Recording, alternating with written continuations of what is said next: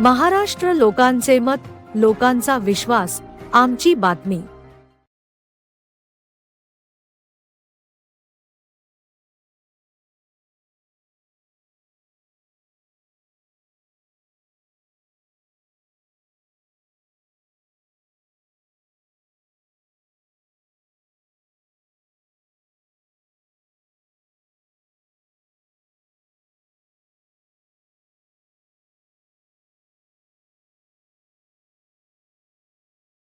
शिरोमणी गुरु रविदास महाराज की जय। गुरु रविदास शक्ति अमर है। रविदास शक्ति अमर है।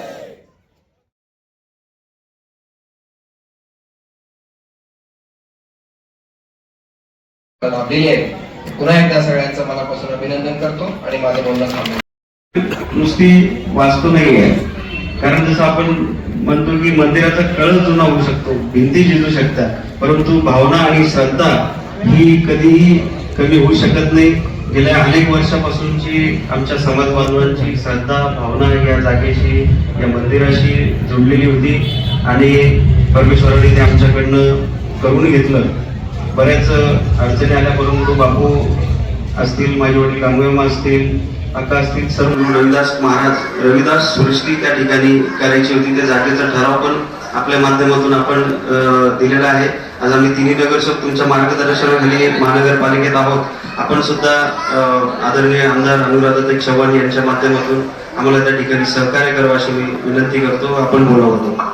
देशात तर होते, देशाच्या बाहेर सुद्धा होत आहे, काय सांगाल, काय कार्यक्रम घेण्यात आला? पहिल्याप्रथम मी सर्व जनतेस संत रविदास महाराजांच्या जयंतीनिमित्त शुभेच्छा देतो। आणि संत रविदास हे जे संत होते ते विज्ञानवादी संत होते। त्यांनी जे त्यावर सांगितलंय, मन आहे चंगा तर काठोल में गंगा, म्हणजे तुमच्या समाजामध्ये परिवर्तन करायचं असेल, तुम्हाला बाहेर कुठे जायचं नाही, स्वतःपासून सुरुवात करा हे त्यांनी सांगितलंय। आणि सगळ्यात महत्त्वाचं म्हणजे सामाजिक सलोखा कसा राहता येईल त्या काळात त्यांनी सांगितलंय।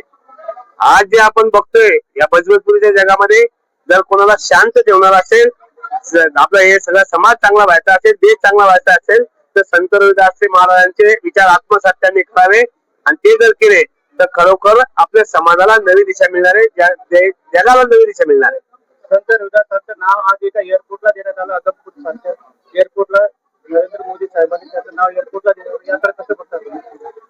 माननीय पंतप्रधान नरेंद्र मोदी हे दूरदृष्टीचे नेते आहे आणि सामाजिक जे जे विषय आहे ते सामाजिक सलोखा टिकवण्याकरता आणि त्यांचं स्मरण होऊन त्यांचं त्या एअरपोर्टला नाव दिल्यामुळं नेहमी त्यांचं स्मरण होऊन आपल्याला एक प्रेरणा मिळणार आहे, ऊर्जा मिळणार आहे, म्हणून त्यांनी नाव दिलं। त्याबद्दल आम्ही सर्व मिळून माननीय पंतप्रधान नरेंद्र मोदी यांचं अभिनंदन करतो।